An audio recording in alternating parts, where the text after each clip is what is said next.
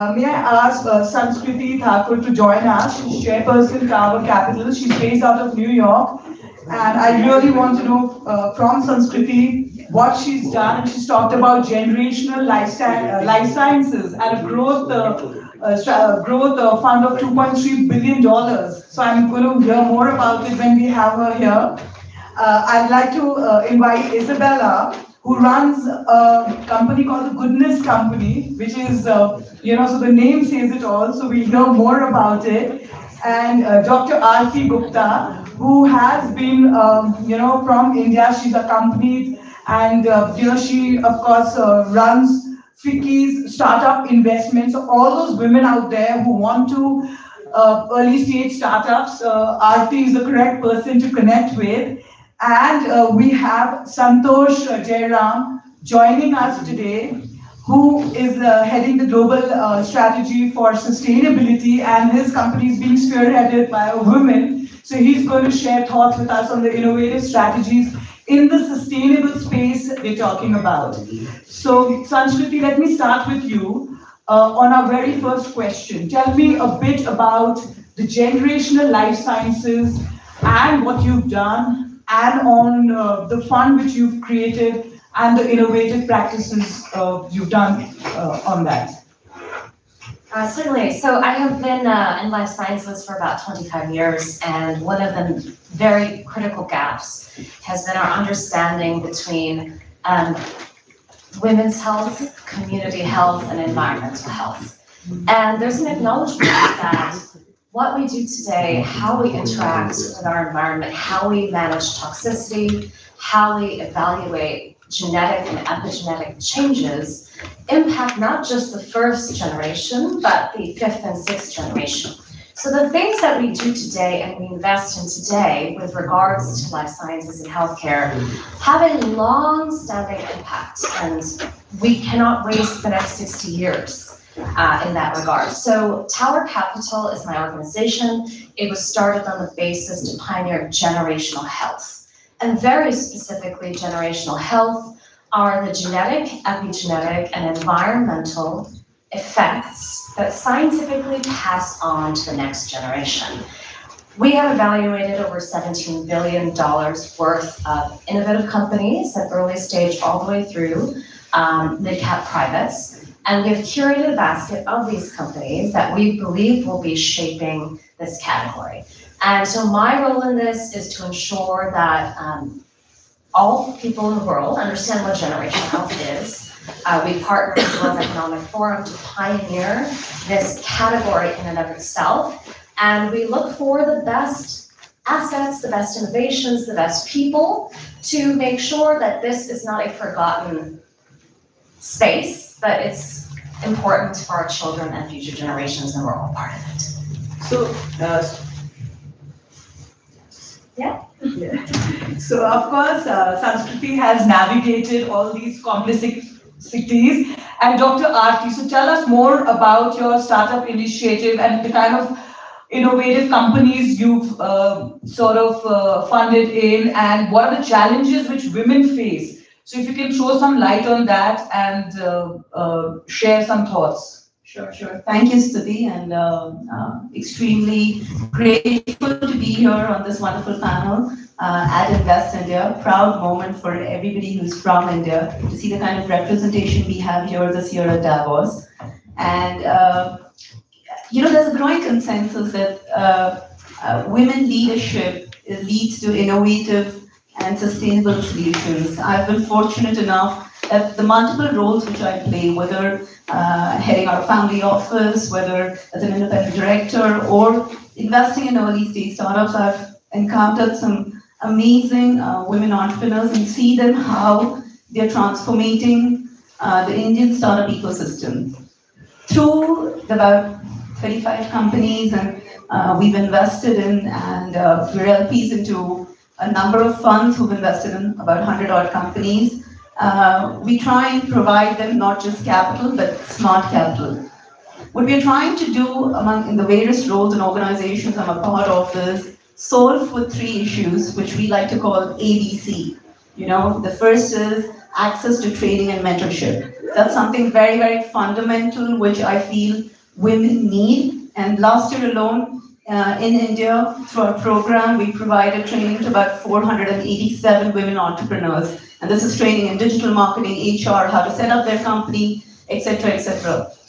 The second problem which we're trying to solve for is bridging the funding gap. We all know there's a funding winter. Women bore the larger brunt of it.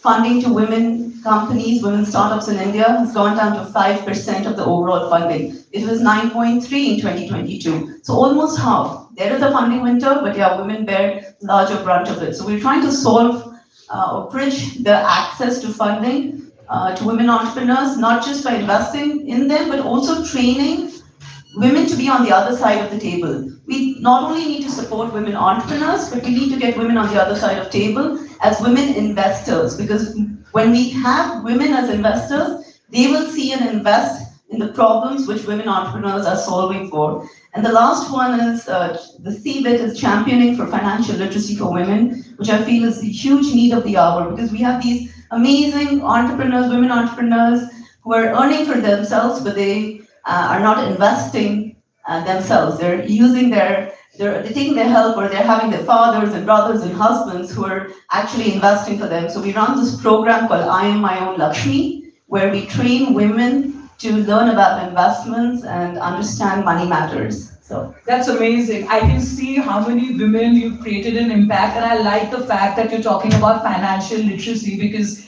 that's something really, really needed. And Komal, my next question is, of course, to you. I would like to know, as the founder of TT Consultants, what role do you think innovation and the kind of strategies which your company has taken a step towards, and if you can throw some light on that. Thank you. It's such a pleasure to be here today and be amongst all of you. So I'll talk about two businesses. I started with a company called TT Consultants, and I spent about 16, 17 years in working with the top companies across the world on innovation consulting and patent consulting. There were some problems that we saw needed to be solved, not just in India, but globally. Number one is that innovation is not inclusive. It's kind of meant for the big boys club, where large companies are able to mostly afford IP innovation best practices and workflows, which leaves out a lot of women inventors, individual inventors, universities. And secondly, the whole process of innovation is mostly very expensive, time consuming. We've seen that the whole theme on the promenade is AI. So when we're using AI in everything, we thought of why not use AI and our experience in innovation to use large language models and hugely specialized embedding models to democratize innovation and create an impact in three areas. One is where every person in any company in the world can create higher quality ideation. Number two, create higher quality patents. And number three, it is able to also monetize and license out their technology. Sustainability, again, is something that we are very passionate about. And again, we wanted to use technology again to be able to create sustainable businesses. So in our innovation platform, we have a sustainability tilt where we have trained our model on millions of patents and technologies, which when any person who's working on a problem being solved in a business or an organization or a university, when you put in your idea, it's able to kind of ping on millions of patents and innovations relating to sustainability and provide solutions to users on sustainable models. So I'll give you an example. There was a woman entrepreneur who came to us, and she wanted to use the ideation engines to create a more sustainable, like a recycling process for fabric. And mostly, she didn't even think of creating a sustainable model. So she was looking at manufacturing methods which required a lot of mechanical processes which were very non-sustainable in nature. So the ideation engine was able to provide her very, very interesting ideas around using an enzyme process, which is biological in nature. So a lot of times in a large organization or in large companies or startups, everybody in the organization is not synced in with the vision of sustainability with the leadership. So large language models are like these when they are plugged into the entire organization. is able to give solutions to inventors or problem solvers at every stage of the innovation life cycle on how this can become more sustainable. So I like the fact you talked about democratization of your technology, and of course you brought up the conversation about the kind of challenges which you face. So that's why, Santosh, I'm going to ask you the question, because your company is being spearheaded by a women leader, and the kind of innovative and sustainable practices which you followed in your company, and what kind of support which is being spearheaded by a women leader and you've seen in your journey with HCL. Hello. Yeah. So first of all, thank you for having me here. And before I answer the question, let me give the reason why I'm here. So the first thing, as she mentioned, that this is an organization led by, she should be one of the youngest chairpersons in any listed company in India, Roshni Nadar. And the second reason is that as HCL Tech, our CEO, he is a he for she champion, C. Vijay Kumar. And so, yeah, two reasons why I'm here. Now coming back to the question around the sustainability. Now, sustainability is a little broader term. I mean, anything can fit into it, right? But let me kind of focus more around the biggest topic after AI, which is discussed in DAVOS currently, which is around climate change. If you really look at the way in which the world would be poised to tackle climate change, you require a huge amount of innovation. Although during the COP28, we had a landmark declaration of moving away from fossil fuels and tripling our renewable energy, but it really is an intent. You don't have all the means. So innovation is critical for us to move into a sustainable future. Now, if you really look at the diverse thoughts are required. In a panel earlier, I talked about the requirement of an intergenerational diverse thought to tackle climate change. You cannot have a room or around the table the people in whose lifetime the whole crisis accelerated and asking them to solve the problem. They are not going to be there to kind of witness what's going to happen. It's the next generation. You need them on the table. So the diverse thought is a requirement. Now coming to women, there are enough studies to say that the impact of climate change is going to be more on women. So until as you are there, it's not a kind of an inclusive way of us tackling the climate change. Having said that, when we talk about innovation, people relate it to tech innovation more.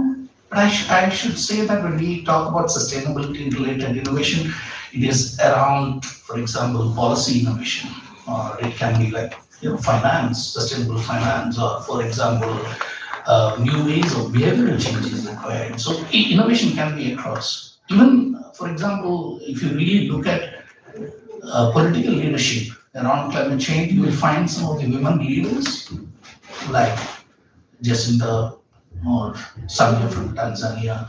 Some of them are like real crusaders, the political leaders who are around that.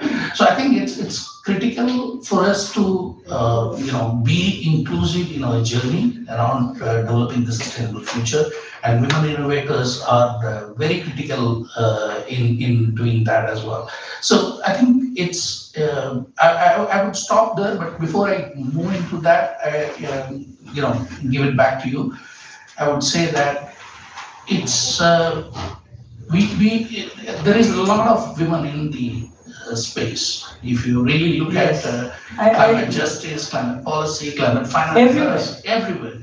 So it's important that we accelerate it, and it's an innovation in the climate change space or sustainability space is an abundance. But the importance is that abundance is not scalable, and that is where the support is required. So I can hear Sanskriti nodding, and I will come back to you, Sanskriti, but I love the fact that you said that climate change will impact women more. And so I'm going to come back and I'm going to ask Sanskriti to sort of answer that. But first I'm going to come back to you, Isabella. I love the name of your company, the Goodness Company. And, so of course I was told by Invest India to have a diverse panel. And of course we are representing different countries. So tell us a bit about Goodness Company and the kind of innovative strategies. Thank you so much. I feel so grateful to you among this trailblazing women and men leaders. Thank you so much. So actually, let me first share with you my conviction and why I started Goodness & Co. I believe we are at a tipping point, actually, where business has no other choice than to reinvent themselves and demonstrate really their contribution to better futures. In fact, I even believe that companies with a positive impact will thrive. Why? Because chosen by people. People being employees, consumers, clients, partners, and now investors. So the question is not anymore about the why, but it's about the how we make it happen. So this is why I started Goodness & Co. a couple of years ago, really to serve courageous leaders on a mission. Leaders that were eager to shift purpose into practice and to become a force for good. And maybe let me share with you the points that we're doing that is absolutely critical and where I put all my energy is demonstrating that it is possible. Because when you look at all the challenges that we are facing in regards to climate change, believe me, it is super scary. I have 5 kids, I'm really scared for the next generation. But nevertheless, I believe that it is possible. And all my energy is really serving those courageous leaders that are demonstrating that it is possible. It's not about the CSR mode, no. It's not about doing things less bad, less plastic in the ocean, less carbon, less this, less that, no. It is really about contributing to society. This is the main difference. This is what I call net positive. And here, let me maybe share a couple of our partners. The first one I was with yesterday, Lina Nair, the CEO of Chanel. They are amazing in really helping, for instance, adolescents and women around the world to really be themselves and really, help them have no boundaries and be who they want to be. There is also another lady that I love, that I really encourage every single day. It's Barbara Martin Coppola, who is the CEO of Decathlon, a sports company. She has demonstrated what business as a force for good means, which is really decoupling growth, economic growth, and carbon footprints. For instance, last year, what we demonstrated, plus 11% economic growth, amazing, and at the same time, minus 1.7% in regards to carbon footprints. So it is possible to become a force for good. So this is where, at Goodness & Co., we really serve courageous leaders. And the second thing is that, and this is very much the place where we gather at Davos, is that no one, no leaders, no company can achieve it on its own. So it's very much about cooperation as the new norm. And this is where we need one another to really make this shift happen. And here, let me share with you a couple things that I've been working on. One is, for instance, the Value Balancing Alliance, because it's really about... So, Isabel, I'll come back to you, but I like the fact that you talked about force for good. And, so of course, and DAVOS is all about that. But coming back to Sanskriti, do you want to answer the question about women's impact on climate change? Or would you like to share some other thoughts with us on the kind of challenges which you saw in your industry when you raised the group fund? So I'll start with this. I'm from New York, right? My parents named me Sanskriti because they said, don't ever forget where you're from, which is, of course, India. But when we think about generational health, this very important intersection with climate, India is at great risk. organizations, countries that are growing the fastest and have the youngest populations will also therefore face the greatest consequences as it comes to the impacts of what passes on genetically, epigenetically, and environmentally, and climate. The types of toxins in our air, in our water, inevitably in everybody is shifting the healthfulness, increasing chronic disease, burdening the economic viability of such a country like India, and in ways that are truly measurable. And I agree with what everyone is saying, but I will also tell you that out of the over 17,000 climate companies that we have evaluated, about 90% of them don't really make sense. So they are trying to do things that ideologically make sense, but as a business person, as a scientist by training, as someone who has been working in a clinical environment, will never scale. And so we've also deployed, as a globe, billions and billions of dollars on things that will not matter. So this brings me to women. Some of the most important impacts are scaled inside of local communities. When we look at India and the expanse of rural communities, the importance of bringing states together, the importance of access to these types of technologies, women are the custodians of that cultural transformation. They're in the center of communities. They're connecting children and aged with the future. And we don't see that because it happens as something we don't want to recognize. It happens naturally. It happens as part of our upbringing, as part of what we eat every day, as part of how your mother has taught you to interact with your environment. But this matters more in the next 1,000 years than ever before because of the consumeration, the power that women now have, the levels of education and technological connectivity. So what we should do is focus on the things that can be scaled inside communities by women and be felt today so that we can see that 60-year impact start today. Because if we expect to see innovations that have something to bear in 10 years, we've lost a decade. Yes. So Sanskriti, that was a really, really valid point which you brought about on women leadership. And as you all know, ours is a community to pay it forward, and I'm really glad that you shared that with us. Coming back to you, Aarti, I want you to tell us, like in the fast pace of innovation, what collaborative approaches and partnerships do you think are crucial for women to establish to be in the forefront of emerging technologies?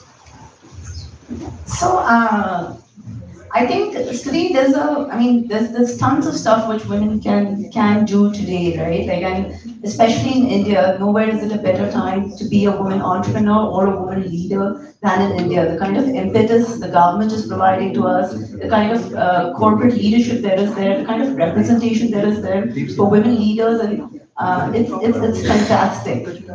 What I think women who are emerging leaders who should be doing, a couple of tips which I can share is they really need to network, and platforms like this, like we hear at Davos, are fantastic places, but in general I think women network less. You know, we're always within our silos, you know, we work, you go back home, and to no fault of theirs, right? Like, so I think women should put in more emphasis on networking, and I tell this to all my startups as well. Don't network when you're fundraising. Network when you don't need the money, right? You go and make those connections. Second, and an important suggestion which I would like to give or tell women is take the plunge, right? Like there is studies which show that women don't apply for a job till they are 100% qualified for it, and men apply for the same job if they're 60% qualified for it, right? This is a proven study. And so stop overthinking and take the plunge, take the risk. If you have an innovative idea, go for it. You know, ask for the money, ask for what you want. We're sitting here in the India panel, and I really like this Hindi quote, you know, which I like to share it with a lot of women entrepreneurs because they feel that the stage is biased and let's not do it. Manzil to mil hi jayegi, bhatakte bhatakte hi sahi. Gumrah to wo log hain jo ghar se nikalte hi nahi. You know, which means it's like step out, take the risk and take the plunge. I love that, Aarti. And of course, I like the thought you talked about networking, and I can see some people. We had, of course, attended the EDUCO and APCO's Women Leaders Forum, and I can see Prateek and others from the on the audience, sitting there. So of course, we are networking. Yes, but I'd like, Komal, for you to share your thoughts on the fast nature of innovation and what partnerships and collaborations which women leadership should take it forward when they're starting out. So innovation is moving faster than any time in the history that we've seen, especially in India. We've had record filings supposing for patents, for research papers. Globally also we're having a large number of inventions which are being filed. So the innovation is accelerating at a very fast pace now. But there's also, when there's more innovation, there's also more information, right, that needs to be understood, analyzed for businesses to be able to be more efficient in what they're doing.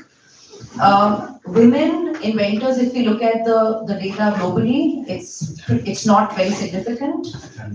It's mostly under 15% across the world and about 12-13% in India. So there's a lot that needs to be still done. But it is changing, right? You are seeing it's getting better. It's getting better. So there are women who are involved in scientific research now. There are, as we were all just talking about how many women are leading in entrepreneurship and leadership. However, the numbers can still look better, right? I'm not talking just in India, but at a global level when we look at the total number of inventions that women are filing, right, compared to the men.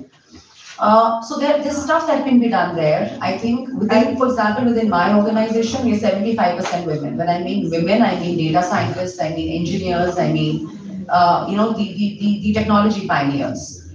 So I think the corporate culture within organizations has to definitely get more oriented towards encouraging and creating more innovation pathways for women to be able to bring in more innovative ideas and take them forward. And if you look at the data, research institutes, universities have far more inventions than the corporates right now across the world, right? So that's an area where maybe you would have your own experience at Excel, but that's an area where I think... And I am going to come back and ask you that, Santosh, but just to add, Komal, we talk about, but I mean, I've been really fortunate. I started my business when I was 23. So we talk about women entrepreneurship, but in India, we're thriving.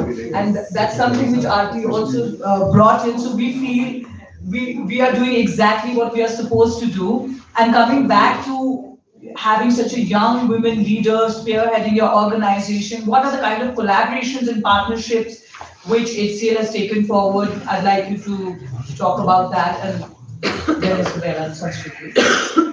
Broadly around the innovation spectrum is what you're asking? Yes. Okay. So a large company, right? I mean, we are almost 240,000 employees in 60 countries.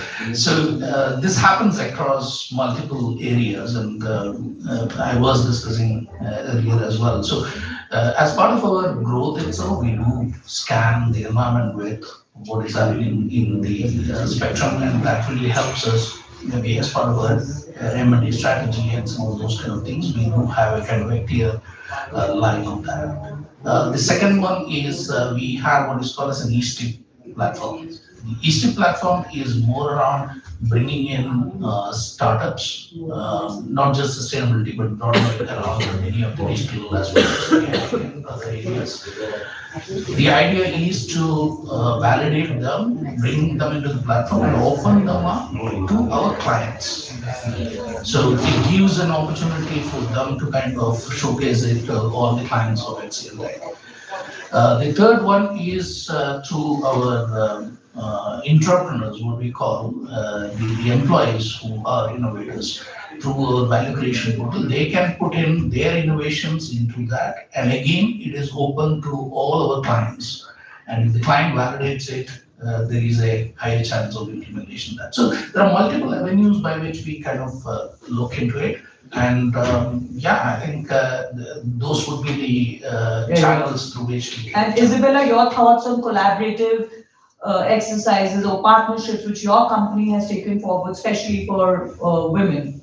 Well, I believe that I really see a difference between companies that are succeeding in the transition versus others. There is one single thing that matters. one only, is their ability to harness the power of people around them. So it's really about setting up more collaborative and inclusive governance with employees, drivers, leadership team, stakeholders, etc. It's really about creating value for all. This is really what matters. So I believe we are entering a new era in regards to leadership and governance, but we feel optimistic when we hear, one another here. The reality is far from being really fair as of today. I want to remind every one of us in this room that we cannot wait 131 years to reach equality. So we have really something to do here.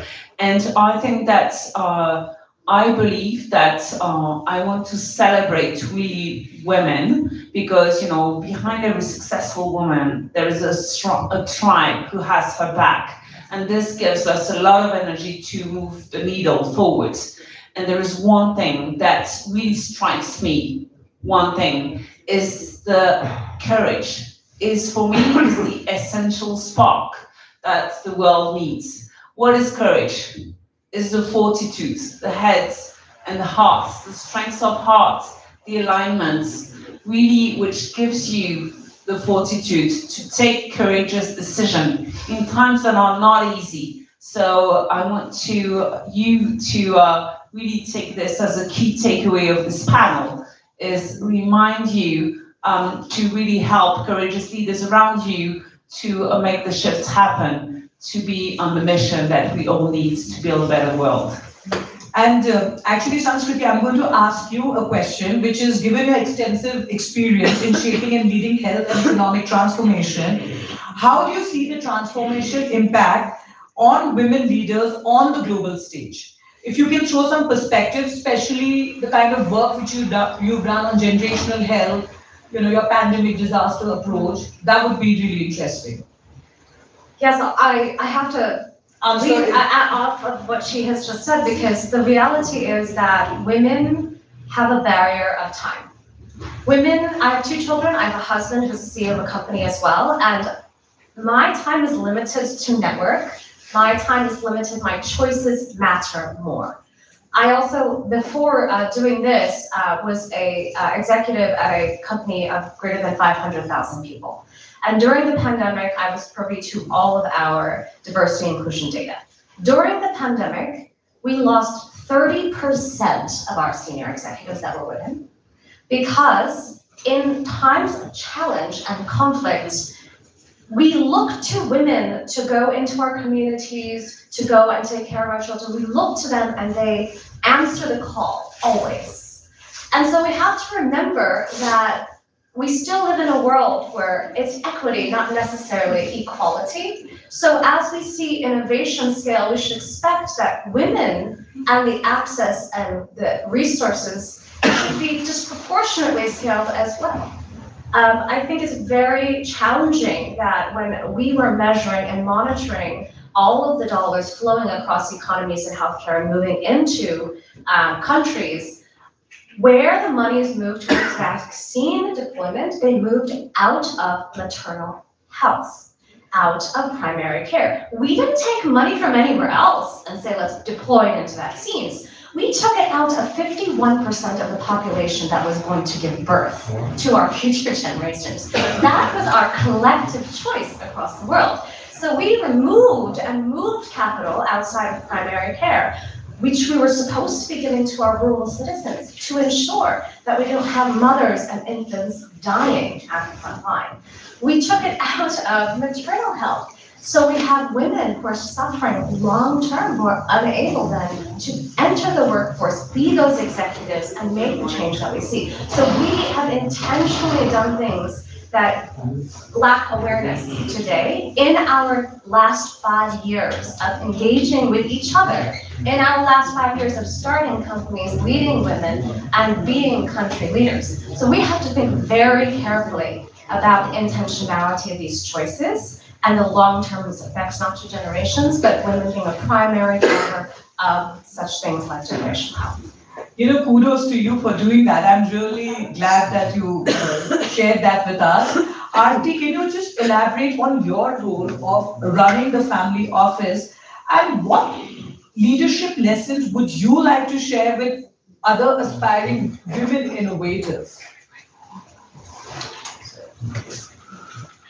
So just to give everyone in the audience a little bit of a background, I'm the daughter-in-law heading our family office, and that itself, I think it's sort of unprecedented, at least in the circles where I was raised. And kudos to my in-laws, to the family for having that sort of trust in me. But also, I want to give a pat on my own back, right? You know, for stepping forward and like just taking up that role, because family money and managing money has always been a male field. You know, you will rarely see, it's usually the patriarch who's looking after the money. But I had a calling, I said I'm good at it, and can I do it? I just had to do that, and the family had trust. So again, I'm going to circle back to that point which I made earlier, and I cannot stress enough on that.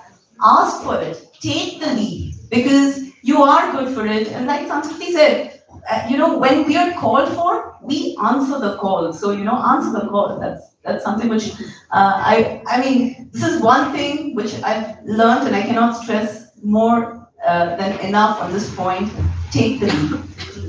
And Komal, so given your leadership in IP and technology consulting, can you share any trailblazing women that have driven innovation with a focus on sustainability, or any of the innovative practices, like any experiences you'd like to share, or any stories or insights? So I'm very blessed and privileged to interact with a lot of inventors, and we are seeing a lot of women inventors, as I was talking about this previously, coming up with very unique ideas.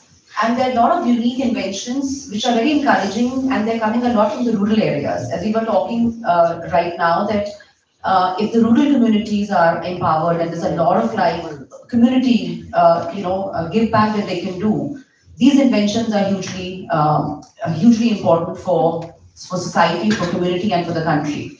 So very interesting innovation that I came across recently were to do with the invention of sanitary pads, which were actually based on biodegradable material and actually on banana fibers. And this was coming straight from a village in Haryana. And the inventor actually reached out to our team and said that I've got this invention, can I take it forward? And we were able to kind of file a patent for it within a few days. There's a lot of inventions also happening in the area of sustainable agriculture, because a lot of rural women are involved in agriculture. There's a lot of sustainability practices which are coming out of there. Waste management is somewhere we're seeing a lot of women inventors again contribute. And on top of all this, what is really encouraging is the research and development in which the women inventors are involved in now. And because of the very, very rich research and development that they are doing, they are coming up with a lot of innovative technologies and solutions. So this is a great transformation that I'm looking at, that it's no longer limited just to like the top universities or the top corporations where inventions are coming out, but we're also seeing these more on the ground. And I think there's a lot of awareness now. Even the Prime Minister's vision for India really is more patents, more innovation. And I think the government is doing this bit also to kind of create this awareness about being able to protect your technology to get exclusive rights over it. And since we're going to soon run out of time, I'm just going to ask, and I would request everybody to keep their answers a bit crisp. As a trailblazer in your field, can you tell us, how did you navigate, and you continue to do, driving innovation and achieving your goals? So can you share some moment, and I'll just follow chronological order. Okay, so I would leave to answer that question, because something very pertinent has come in, and I thought I should share that. Right now, when we are speaking over here in the Congress Center, we are announcing the Aquapreneurs. This is a program which we run with the World Economic Forum, and this is the second cohort of the entrepreneurs who work in the freshwater space. Just now the announcement has happened, and so 20 out of the 20, which means last year 10 and this year 10 of them are women-led organizations. Wow. So you could tell us about it earlier, or you could tell it after you got a notification on your phone. Yes, I just got a notification, so I'm not supposed to reveal it. So but I'm really glad you shared with us here. I will leave it at that, maybe, and yeah, let others answer. Yes, and maybe Sanskriti, you can answer, and then Isabella. I just want to, keep the conversation. Well, first of all, thank you, because I'm just so impressed with these individuals on this panel, and I hope we stay in touch because there's so much to learn from one another.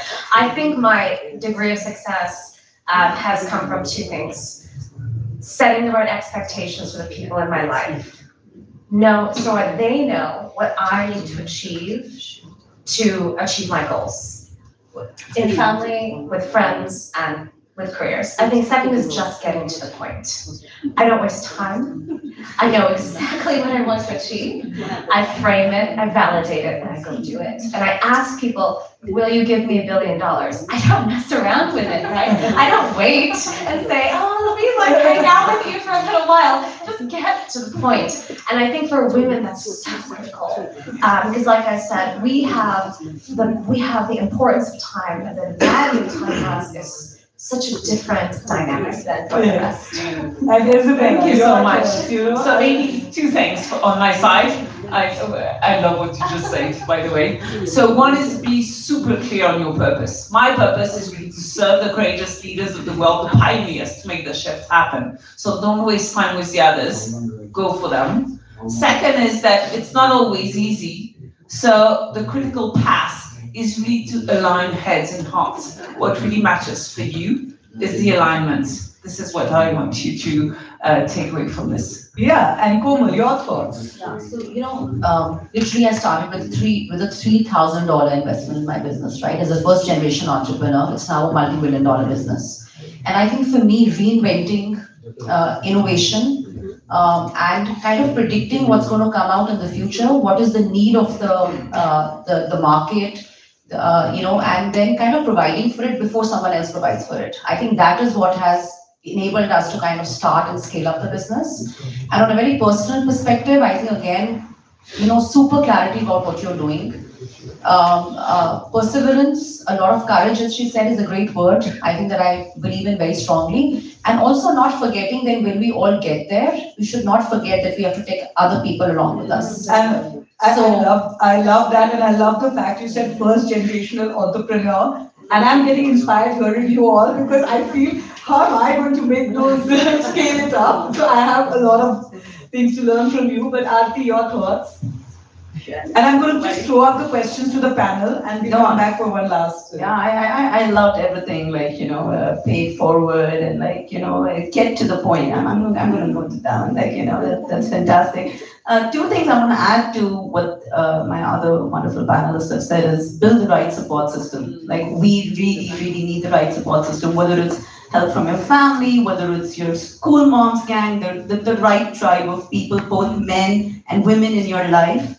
Make sure they understand your ambitions and goals, and they are there to support. And that means you need to invest time in building that support system. So as you're on your way up, build the right support system, spend time in it. The second is put in time, effort to upskill yourself. I'm an economist by education, an investor by profession, and a change maker by passion. And each of those roles constantly require me going back to school or to training sessions. So put in time and effort to constantly upskill yourself.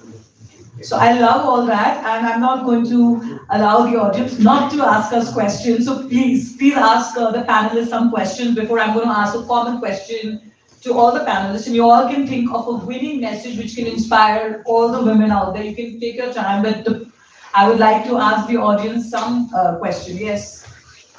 Can I have a mic? Hello, thank you for your insights.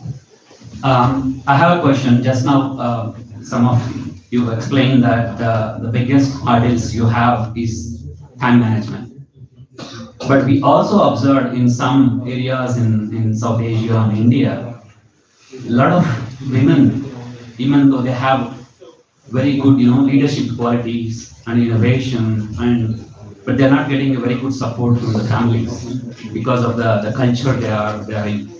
So what kind of message you are planning to give to them to come out of these kind of hurdles as well? I think, and maybe the others can add to it, that, India has many layers and we've really, really progressed. So I'd like to say that what we sort of witnessed 20 years back and 50 years back, and now what we are witnessing in 2024, we've come a long way. And today we have some great founders, and we are really making a progressive impact. I'm sure even at DAVOS, the percentage of women who have started coming is huge. The numbers are increasing. So we just have to take everybody along with us and just pay it forward, and that's the only way we can create a ripple effect. And if anybody else would like to maybe I come from a huge joint family, and I agree with you. There are certain segments of the society where the biases still exist, and it is very, very difficult for women to kind of break those class ceilings. But I think it's very important, to educate and reach out not just to the women but also to the men. Because it's equally important there. They play a critical role in women moving forward as well. And women moving forward is not just good for women, it's good for the entire society, because we take the entire society, our children, communities together. So I think educate the men is also make sure that there are role models, because we need to see someone who looks like us, who has faced those challenges like us, to know that it's possible to do it. So when you have those role models ahead, you can say, hey, that's not that difficult, because she has the same family setup which I have. She has, children to take care of, but she's still doing it. Maybe I can do it too. So role models are very, very important.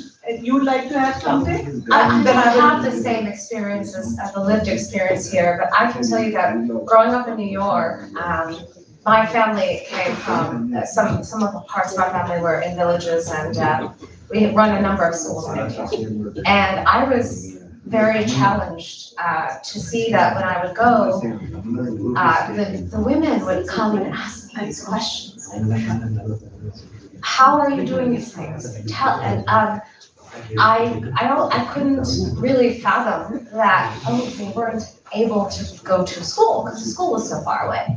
They weren't seeing any type of role modeling. So I think if I maybe just so simple as to say that we still have to really invest in rural education and health. Without health, there's no wealth. And without health, there's no capacity to see the world. So those basic primary care services, those access points, truly can change the feeling of every day, which changes the feeling of who we are. And we have time for one more question. Yes. Hello. Hi. Hi, how are you? My name is Oni Aningo, and I work with NBC US. And we have a section called Rising Women Series, where we showcase women in emerging markets, right, on US platforms. So my question to you is this: you mentioned investing in women, right? How can we invest? I'm Nigerian originally. There's cultural biases, there's religion, right? So you just can't come to a country, especially in emerging markets, to invest. Where do you put the money? And do the parents agree? Is there a religious leader to talk to? So how important is it to understand investing in women, in young girls in emerging markets like India, like Nigeria, like Philippines? It's for you. I mean, excellent question. Thank you. So when we started our investment fund, we said we have to make sure we can get billions to women. And how do you get billions to women when if you take every dollar in venture capital, it would never cover one country, right? Yeah. Venture capital places a lot of innovation, but there's not enough money to fund women. It's highly, we have spent the majority of our time creating a legal infrastructure that allows for extensive global investment. And that is one of the biggest barriers, I think. We collectively, with our large firms and friends, need to ensure that there is some degree of global channel to invest in women that don't exist. Currently, the best is country sovereign wealth. And you can imagine the bureaucracy that goes into that, right? Now, of course, it's very critical, but right now, we're asked every day to start local funds in countries. So Tower Capital is being asked to say, let's start a local fund in India, let's start a local fund in Nigeria, let's start a local fund here. That is another model. But those are the only two models currently that I see that are operating well, able to take those funding opportunities and channel them directly to entrepreneurs. Okay. I'm sure there are large entities also that can do so with local innovation hubs. Okay, one last Thank you. question, and then everybody has to give one last message, but yes. Hey everyone, thank you for the panel. My name is Abhishek, CEO of IBC Media, serial entrepreneur. We're trying to enable 1 million women through free education and 1,000 entrepreneurs in Yemen. We have a network of about 5,000 family offices that we are exposing this into. Now, the question is, what is the biggest and number one infrastructure problem that you see in women entrepreneurs that you would like to see across the board, which would be like the first foundational step for women to become entrepreneurs? The biggest and the first foundational step. So I think financial literacy is something I can say, but I think financial literacy and access to funds, I think, is what holds most women back from being able to build and start a business.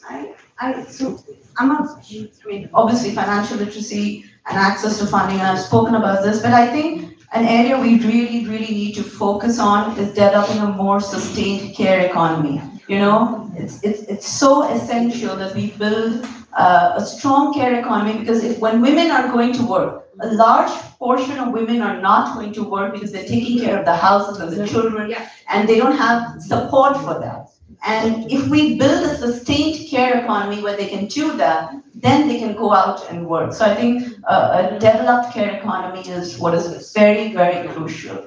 I love that you brought the point of care economy. I mean, that was something which we've not covered. But I'd like to ask Isabella one last winning message. One more question. Can I just add to this? Sure. Because I've been working in this space for 10 years. So okay, please. It's a good point on the care economy. And I think inclusion plays a very big role. I would further add to what you said, the role model. You have intergenerational diversity in each space. So if you want to bring women along in the middle tier, you have to show role models who are bringing them along. You know, we have to break barriers. Now, funding is one barrier, but I think there are many more. It starts with, when it comes to approaching VCs and venture capitals, how much inclusion is there? Do they see women as a charity investment, or do they see, investing in her is good? And how much trust do they have in women? I mean, I work with corporations that say, she's on a maternity leave today, she's going to caregiving leave today, how long she's going to last. So I think there's so much more to add. I love it. I love the engagement from the audience. Thank you so much. And we can take this offline afterwards as well. So yeah, just a winning message, one line each, and then we just all have a photograph. Thank you. So maybe one last word is that we're all conscious that we have 10 years, right? We have 10 years to reinvent the way we do business. So let's just be bold and celebrate leadership with care, compassion, and purpose. This is my message. Yes. I think it should be focused, what is the opportunity lost? I used to be a partner with KPMG, and one of the studies for a country which I did for a public purchase are the biggest purchases. If they make a small change in terms of women entrepreneurship, how much is the GDP increase we get a modeling? The opportunity lost, nobody is talking about it. So all my life I've been told, be perfect, be the perfect daughter, perfect student, perfect daughter-in-law. I want to say, don't be perfect, be brave, take that plunge and go for what you want to achieve. So don't be perfect, be brave. I like it. I think for me the message is really just believe in yourself. It all starts with believing in yourself. It doesn't start with taking, like a consensus from other people. Believe in yourself and have a very clear purpose in life. That purpose could be financial, could be social impact. Be clear about what you want to achieve in life, and then be happy with the purpose that you find. And do your bit for the community and for the country. I think eventually also that should also be a part of your part of your success should be what you contributed to people around yourself, to your community, and to your country. And that's very important. And Sanskriti. I mean, it's very simple. In no way can you do math without women. Women are 51% of this population growing. There's no productivity, no elements of growth, no access to technology, no better care if we do not support women. Thank you. And of course, for WIN, it's a movement to pay it forward.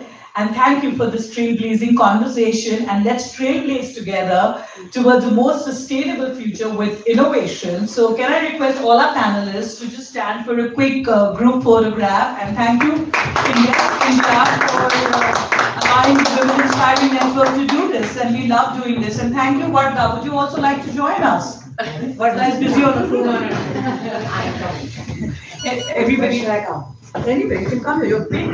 Yeah, I thought I'd add some color to this ocean of black and